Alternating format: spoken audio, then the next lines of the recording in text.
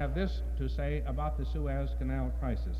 It has been the belief of our association from the beginning that the Suez crisis ought to have been referred to the United Nations. That certainly we oughtn't get into World War III in the Near East over the Suez Canal. It's interesting that for instance, the British government, the Eden government, was threatening the use of force in the early stages at least, but the little fellow on the street, the men and women like ourselves in Great Britain, were very critical of using military force on the Suez crisis. And would you believe that in a poll of public opinion, the Gallup poll in Great Britain shows that 82% of the British people say that the Suez crisis ought to be referred to the United Nations. That's how you build this United Nations, by using the machinery that is provided. So we think that the Suez crisis ought to be referred first to the World Court. Does Egypt have the right to nationalize the Suez Canal in consideration of the Constantinople Treaty of 1888? And then we think there ought to be an International Waterways Commission that ought to set up some rules and regulations so all nations of the world would have free access under equal conditions to waterways such as the Suez Canal, the Panama Canal, and other great waterways. And it's interesting because I just read it recently that the League of Nations had some ideas on this subject, and they had what is called the Barcelona Treaty written way back in 1921, referring to international waterways, and there are 21 nations of the world that signed this Barcelona Treaty referring to certain rules and regulations, free access to international waterways by all the nations of the world. Now, as we think of the great issues today before the world, we say first, there's the issue of atoms for peace. We've talked mostly about atoms for war, and I think President Eisenhower has done a good job in bringing the attention of the world toward atoms for peace. He appeared before the Assembly back in 1953, suggested an Atoms for Peace program. A year ago, we had the greatest conference of scientists in the world's history at Geneva, about 1,200 of the great scientific minds, and they discussed atomic energy. And the interesting point, ladies and gentlemen, is that we didn't have all the information we thought we had, at least a monopoly on atoms for peace or war. Most of the scientific facts were known the world over. And you know, the greatest international citizen is really the scientist, because there are no iron curtains on science. It's a worldwide profession, the scientific industry. Many great things were said at Geneva. I give you just one or two. The first, that 1 pound of coal, or I should say one pound of uranium is equal to 1 million pounds of coal. And then there was this statement by the delegate from India. He said that if India had the same high standard of living that we have in the United States, for just 10 years, that India would exhaust all her power resources. If India had our standard of living, for just 10 years, India would exhaust all her power resources. Now think how important that atoms for peace, atomic energy, is going to be. I was interested in a statement by Senator Humphrey just recently in Minneapolis, a meeting I attended. He said that the reason that Great Britain, for instance, set 1968 as the year when they were agreeable to Egypt nationalizing the Suez Canal is that by 1968, Great Britain feels that she will have atomic energy developed to such an extent that Great Britain won't have to worry by 1968 whether they have the Suez Canal open or not. So while there are many reasons why the United States has this tremendously high standard of living, certainly power of coal and oil is one of the great reasons here in America for our high standard of living. Now, it's interesting, the importance of the United Nations. You talk about atoms for peace, because the atomic powers, like the United States, thought that we'll set up this Atoms for Peace program, and we won't let the other nations of the world say much about it, have much control. But it was brought up last year at the Assembly meeting in New York. Now, there is a steering committee. I suppose there are a couple of hundred items that are suggested for discussion in this approximately 3 months period. And then there are generally about 70 items selected. Well, if you were the assembly and you had to talk about 70 items in 3 months, you just couldn't do it if you worked day and night. So, like all legislative bodies, for instance, like our state legislature or our national legislature, we divide up into committees. And so we have the political committee, the social committee, economic committee, trusteeship committee, legal committee, and budgetary and administrative. And so the political committee had this question of atoms for peace. And so if you represented one of these little nations around the world, this is what you said. You said, just a moment now, before these atomic powers set up the Atoms for Peace program, we want to have something to say about it. We want to discuss it.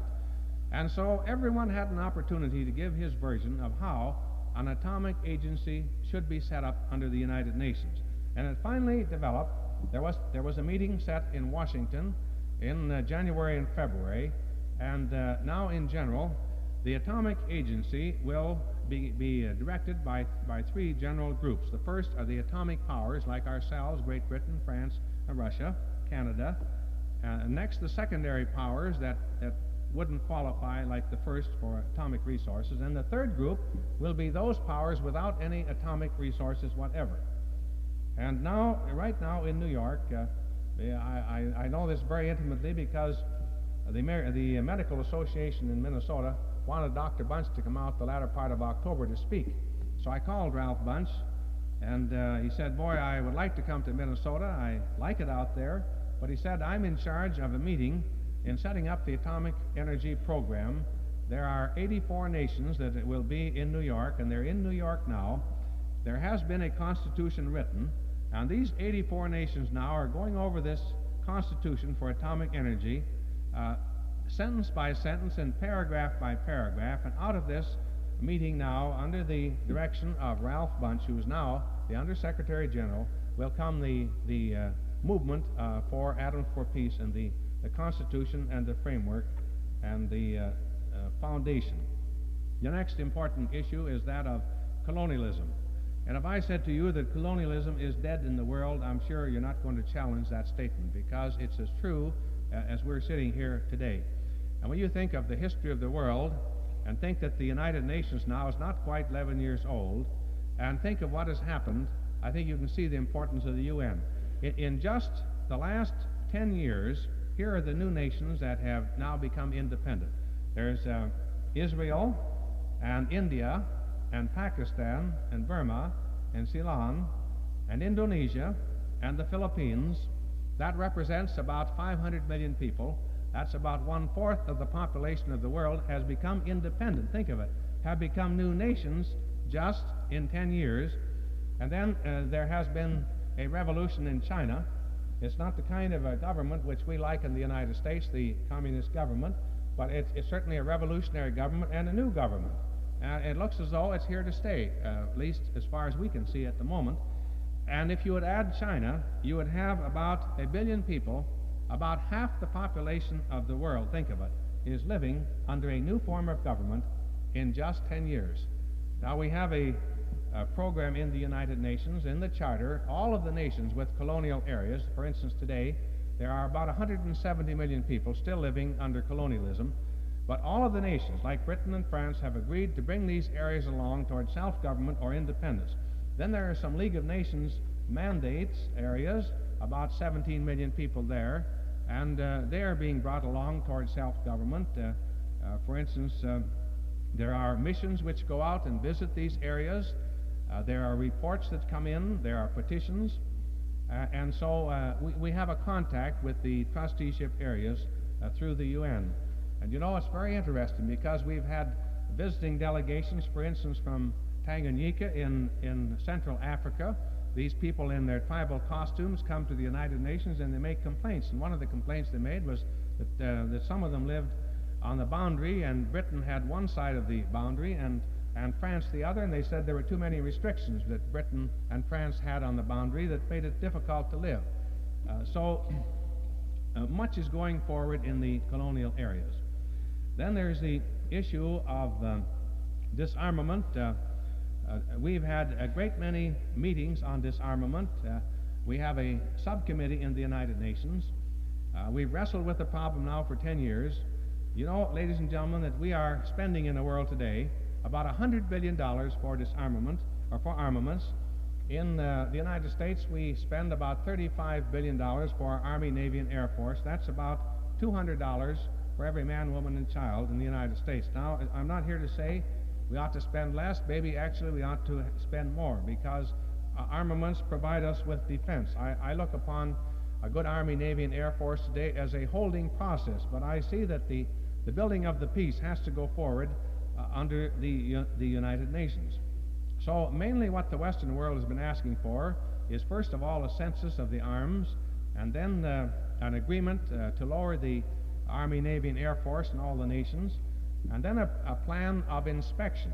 Russia so far hasn't wanted United Nations inspectors back of the Iron Curtain. There are many reasons perhaps why that's so, but we think one of the reasons is they don't want the Russian people to think that there's any greater power than the USSR government. But it seems to me that as long as the United Nations is wrestling with this problem of disarmament, that at least we can feel that something is being done, and we never know when a break can take place. At our last conference in Washington, we had Harold Stassen, who is President Eisenhower's personal representative on disarmament. Mr. Stassen made the statement that he believes that it has seeped into the minds of the Russians that atomic war would be mutual suicide. I'm hopeful that there are changes taking place in Russia. The easing of the restrictions on the satellites, the trouble that Khrushchev now finds himself in apparently, the recent meeting with Tito, all that seems to mean some change in Russia. But if they do realize atomic war would be mutual suicide, it seems to me we're moving a little along the lines for a peaceful world. Senator Humphrey made a great deal of this thought. Hubert said that if we can raise the standards of living around the world and help people to have a better life, better education, better food, more hope for themselves and their children, that he feels that we'll be building a climate of opinion that will help make a more peaceful world. Then there's the issue of collective security, and that means working together to maintain the peace. Now, we use military force in Korea, but that should always be a last resort, and we hope that it will not have to be used again. Mainly, we have to rely on conference and conciliation, arbitration, sitting around the conference table, and that's why we think, for instance, on this Suez Canal crisis, that threats of peace are not good, that mainly public opinion has to be so strong that the Egypt and France and Britain and the other important users of the Suez Canal, that we have to sit around the conference table and somehow solve this problem without resort to force or even the threat of force. And I see great hope as the United Nations becoming a better mediator of these problems and struggles between nations of the world. We have them, for instance, in labor and management. Think of the strikes we've had. For instance, we have labor conciliators in our states. We have them in our federal government, and these labor conciliators bring about peace between labor and management, and that's the sort of role which the United Nations has to carry out in the program of collective security. Then we have the other great issue of technical assistance. John Eklund talked about your program of building a better world. Well, today, ladies and gentlemen, you don't challenge me if I say we have annihilated space. Today, you go across